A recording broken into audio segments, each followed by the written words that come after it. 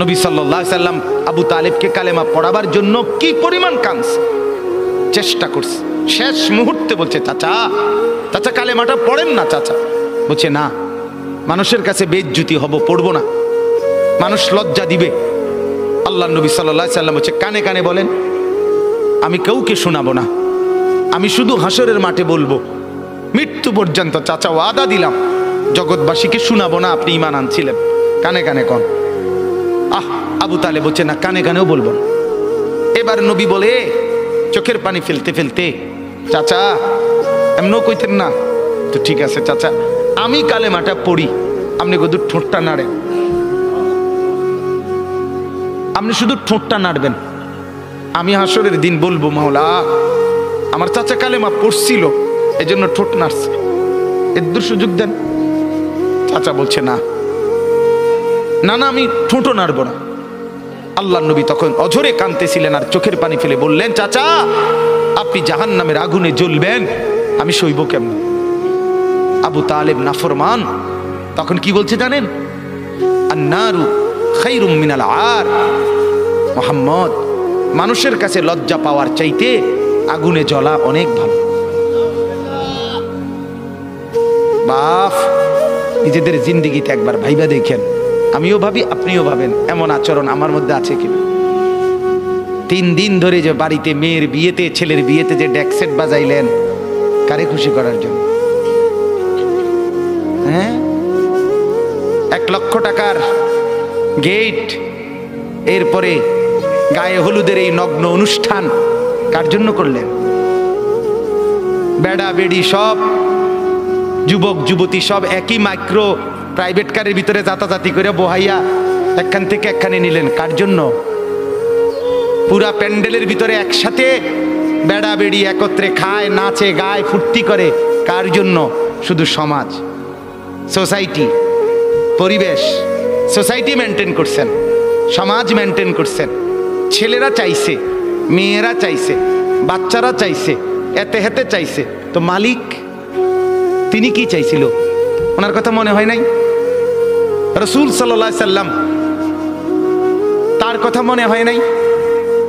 বলেন, কিয়ামতের দিন নবী সাল্লাল্লাহু আলাইহি ওয়াসাল্লামের কাছে কোরআনে আছে, ফাকাইফা ইদা জিনা মিন কুল্লি উম্মাতিন বিশাহিদ ওয়া জিনা বিকা আলা হাউলা'i শাহীদা।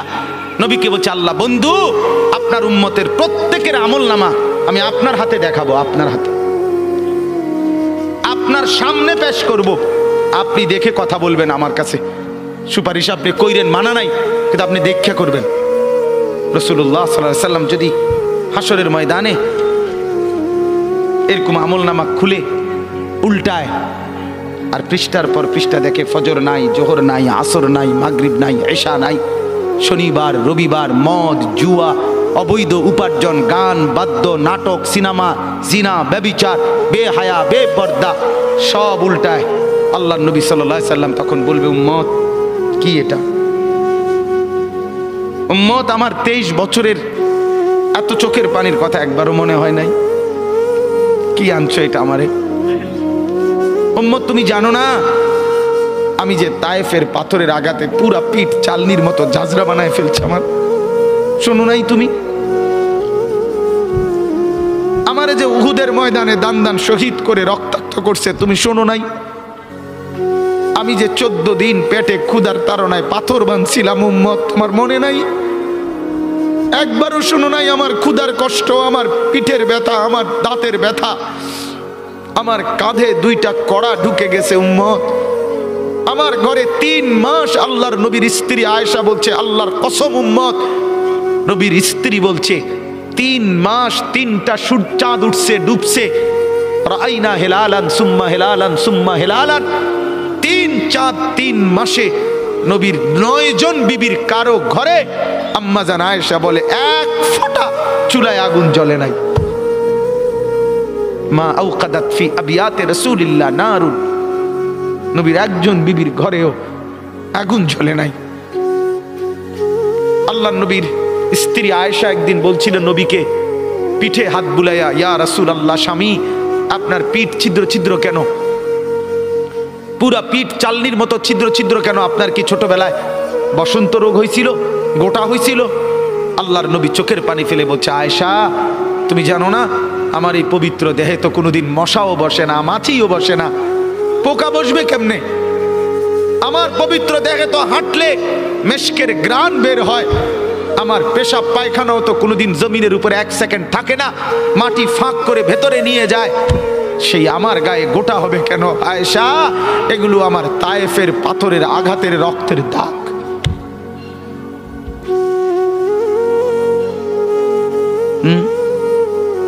বলো না বাপ, কিছুই মনে হইল না? এভাবে ভুলে গেলেন, ভুলে গেলেন? রাসূলুল্লাহ সাল্লাল্লাহু আলাইহি সাল্লামকে একবারও মনে হলো না? আল্লাহকে ভালোবাসেন, নবীকে ভালোবাসেন, আখিরাত চিনেন? এই বাপ, আমি আপনাদের সন্তান, যে আল্লাহর কোরআন যে ধরে নাই, ছোঁয়ে নাই, পড়ে নাই, বিশ্বাস করেন পড়ার কোনো মজা, লেখার কোনো মজা, জ্ঞানের কোনো মজা, শিখার কোনো মজা, জানার কোনো মজাই সে পায় না। আপনি যেন কিছুই পান নাই, তেমন কিছু পান না। এ তুড়ি ফইরা এ ভাত তরকারি যায়, ইডি এমনি খাওয়া যায়, দূর মিয়া, এগুলো এমনি মিলান যায়। এ ভাত দুগার লাগে এত এত মেহনত করন লাগে না। অল্প কয়টা ভাতের জন্য, বিল্ডিং একখান করণের জন্য এত কিছু করতে হয় না, এত কিছু করতে হয় না। অতএব দয়া করে, মেহেরবানি করে, হাত জোর করে অনুরোধ, আপনি শিখেন, কোনো মানা নাই। আপনি বৈষয়িক সব পড়া পড়েন, আপনি সব শিখেন, কিন্তু তার উপরে আল্লাহর কোরআন রাখেন, রাসূলুল্লাহ সাল্লাল্লাহু আলাইহি সাল্লামের সুন্নাহ রাখেন, দিন শিখেন, আল্লাহর কোরআন একটু একটু করে পড়তে শেখেন। আল্লাহ তাআলা আমাদের প্রত্যেককে তৌফিক দান করেন। নিয়ত করেন যে কোরআন পড়বেন ইনশাআল্লাহ। বলেন ইনশাআল্লাহ, বলেন জোরে সোরে বলেন ইনশাআল্লাহ। আল্লাহ তৌফিক দান করেন। একজন যুবক, আমার বাপ, আবারও বলছি, আবারও অনুরোধ করছি, জীবন শোনাটা, আল্লাহর কথা শোনাটা খামখেয়ালি বানায়েন না। ইডি হুজুররা কয় মাইত্য নাই তান কইবই, আপনি আমি শুনলে শুনলাম, না শুনলে না, না না না, এটা খামখেয়ালি না, খামখেয়ালি না। ও চিরেই আপনিও কবরে যাবেন, আমিও কবরে যাব, ঠিক কিনা বলেন না কেন? খুব দ্রুত। আল্লাহ তাআলা আমাদের প্রত্যেককে তৌফিক দান করেন।